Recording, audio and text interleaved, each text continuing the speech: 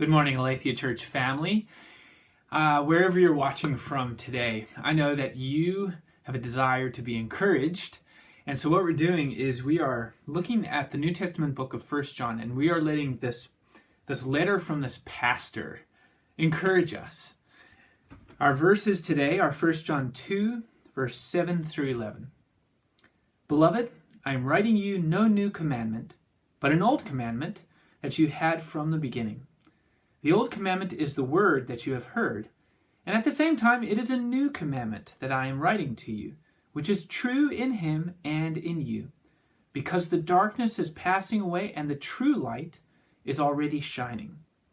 Whoever says he is in the light and hates his brother is still in darkness. Whoever loves his brother abides in the light, and in him there is no cause for stumbling. But whoever hates his brother is in the darkness and walks in the darkness and does not know where he is going because the darkness has blinded his eyes.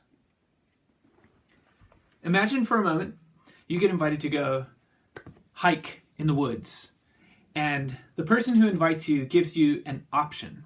Say, okay, we're going to do this 5-mile hike in this beautiful wooded area. One catch, there are 23 bear traps along the way.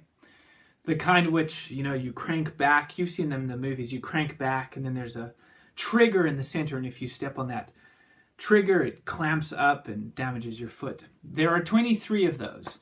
So we have an option, this person says. We can either go at 3 a.m. or at 3 p.m. And the answer should be quite obvious to us. Obviously, you want to go at 3 p.m. so that you can see the bear traps and not step in them, as opposed to stepping on them in the pitch black of 3 a.m. In John's mind, the choice that we're faced with here is that stark. Now here's what I mean. In verse 6, which we didn't read, he says, whoever abides in Christ, whoever knows him, ought to walk in the same way in which he walked. And then he goes back to his analogy of walking in light and walking in darkness. He then describes what he means by walking in light and walking in darkness. He says to walk in darkness is to hate your brother. To walk in the light is to love each other. Now, we have heard this commandment, or this mode of being a follower of Jesus, is to walk in love. That's about as familiar territory as it gets. But the why behind this is profound.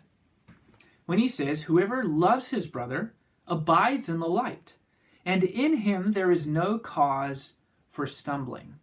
Now, this word cause for stumbling is the Greek word scandalon, and it actually comes from the fishing industry. That the scandalon was a piece of wood on which bait would be hooked so that it could draw a fish into the trap. So look at what John says here. He says, when you love, you don't trigger the trap. And that's a vivid image, isn't it? That it's not a low-stakes game. That in fact, walking in this life is very high stakes. And either you're going to see clearly and see in the light to be able to avoid the trap, or it's going to be as if you're walking at 3 a.m. in the pitch black, susceptible to triggering the trap. Now, everybody walks. Unlike a hike in the woods that a friend invites you on, everybody walks through this life.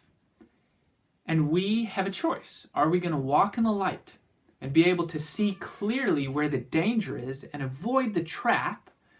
Or, by ignoring the love of Christ, are we going to walk into situations and step on things that harm us and that harm others? Here's the good news. If you're a follower of Jesus, he has come and has opened our blind eyes. He has come and has given the light. In fact, he is the true light, and anybody who abides in him and walks in the way in which he walked, they see clearly. They are, in fact, walking through this life not at the pitch black of 3 a.m., but in the beautiful sunlight of 3 p.m. This is what Christ has done for us and what he enables us to do. God bless you.